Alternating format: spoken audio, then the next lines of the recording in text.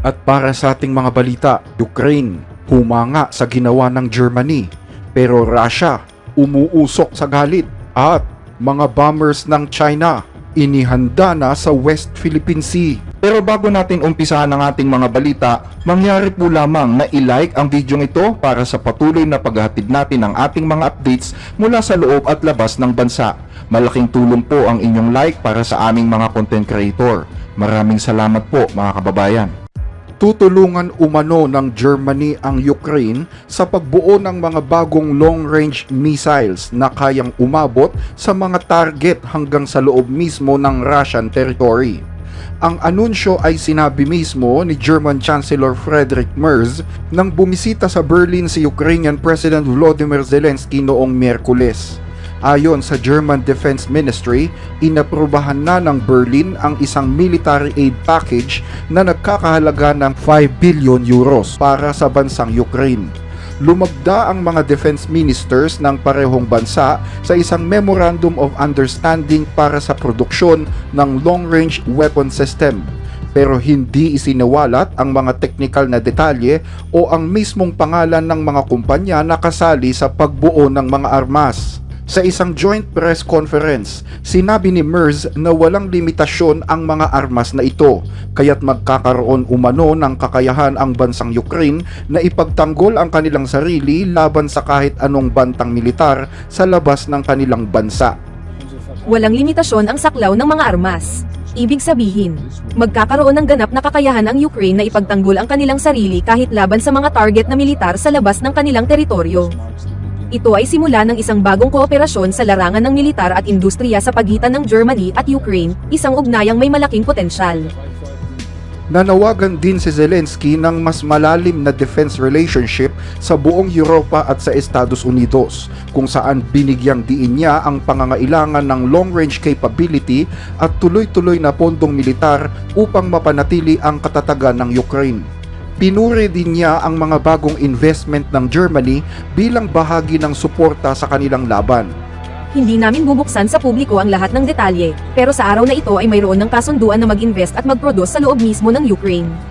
At ang pangunahing layunin nito ay ang gumawa ng mga armas. Partikular na binanggit ang paggawa ng mga drone na magiging mahalagang kagamitan para mas maprotektahan ang buhay ng mga sundalo namin. Bago ang pagpupulong ni Chancellor Merz at Pangulong Zelensky, marami na ang nagsasabi na ipapadala na daw ng Germany ang Taurus missile sa Ukraine. Pero hindi pa daw kumpirmado ito dahil wala naman daw ang pangalan ng Taurus sa mga listahan ng mga armas na ipapadala sa Ukraine. Sa isang interview sa NTV sa Germany, sinabi ni Zelensky na napag-usapan nila ni Chancellor Merz ang tungkol sa mga Taurus missile at patuloy pa nila umanong pinag-uusapan ito. Hindi na nagbigay si Zelensky ng dagdag na detalye bilang respeto daw sa tiwalang ibinigay sa kanya ni Chancellor Merz. Samantala, sa isang press conference sa Moscow, sinabi naman ni Russian State Duma Deputy Andrei Kartapolov na handa ang Russia na pabagsakin ang anumang Taurus missiles na ipapadala sa Ukraine. Dagdag pa niya, handa rin silang pabagsakin ang mga Storm Shadow at Atacm missiles at magsasagawa ng mga retaliatory strikes sa mga lugar kung saan inilunsad ang mga missiles na ito. Ang Taurus missiles na gawa ng MBDA na isang French affiliate ay halos walang pinagkaiba sa Storm Shadow pagdating sa range, speed at sa payload capability. Pwede itong i-program na sumabog sa oras na tumama sa mga target, partikular sa mga bunker. Kaya rin itong umabot sa mga Russian airbase na malayo sa frontline. Ang desisyon ng Germany na tulungang palakasin ang depensa ng Ukraine ay itinuturing ngayon ng Russia na isang hakbang ng direktang pagsali ng Germany sa digmaan. Sa isang panayam, sinabi ni Russian Foreign Minister Sergei Lavrov na Malinaw, direktang nakikisali na ang Germany sa digmaan. Parang bumabalik ang Germany sa parehong landas na dinaanan nito noong nakaraang siglo patungo sa pagbagsak. Sana ang mga responsableng politiko sa bansang ito ay makagawa ng tamang desisyon at itigil na ang kabaliwan na ito. Dahil hindi pinangalanan ng Germany ang mga armas na isusuplay nito sa Ukraine, Ang paghihiganti ng Ukraine sa Russia ay kailangang hulaan ngayon ng Kremlin. Isang bagay na lalong nagbigay ng matinding panganib sa nagaganap na digmaan. Sanay ang mga Western countries sa pag-bypass ng transparency bilang bahagi ng pagsuporta nito sa gera ng Ukraine. Sa ngayon na muli na namang ginalaw ng Germany ang baraha, naiwan ngayon ang Russia para isipin ang mga susunod na sorpresa sa kanila. Pero naniniwala ang mga eksperto na ang usapan sa politika ay mas maingay pa kaysa sa pagsabog ng mga bomba.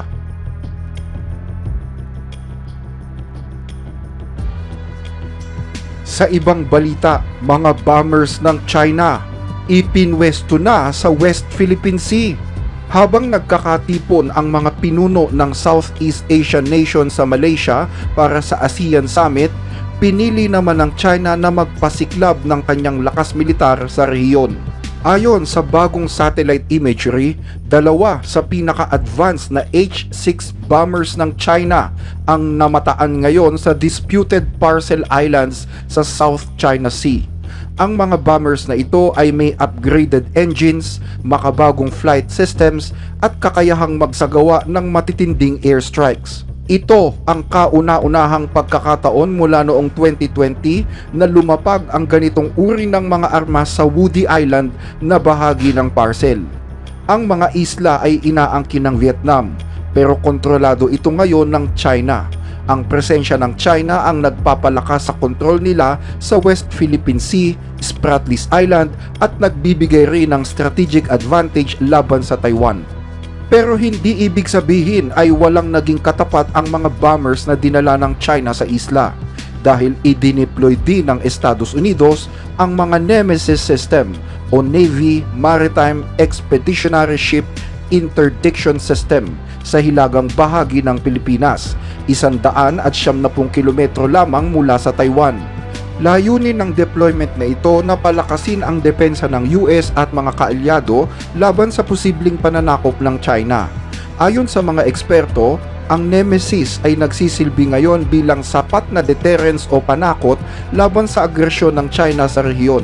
Ang Nemesis ay ipinwesto sa taunang balikatan military exercises sa pagitan ng US at Pilipinas, kung saan nagsagawa sila ng mga drill para sanayin ang magiging aksyon ng militar sa oras na sumalakay ang China.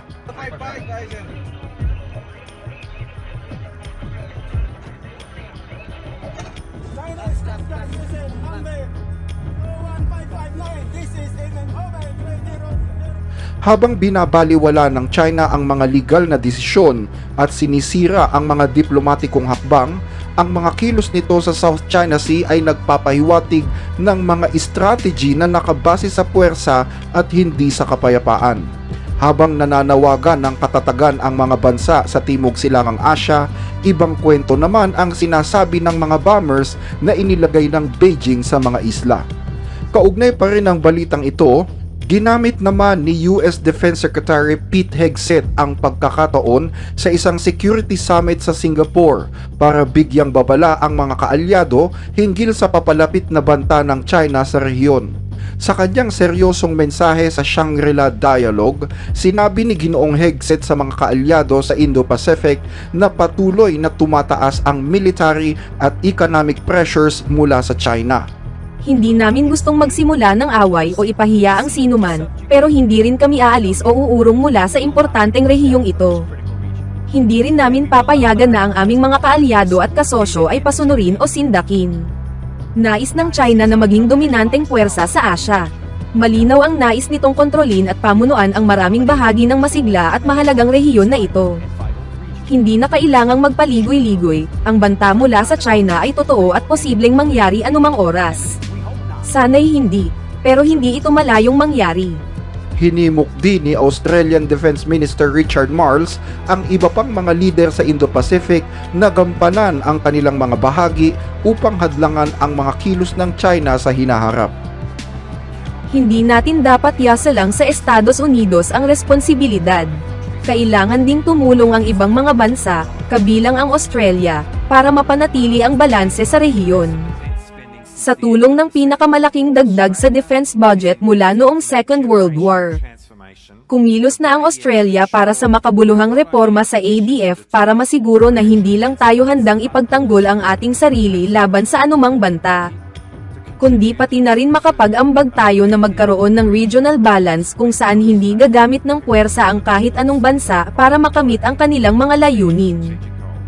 Hanggang dito ang ating mga balita. Regular naming binabasa ang inyong mga comment, kaya huwag mag-atubiling i-share ang inyong mga opinyon sa mga napapanong issue. Maraming salamat po sa inyong pakikinig.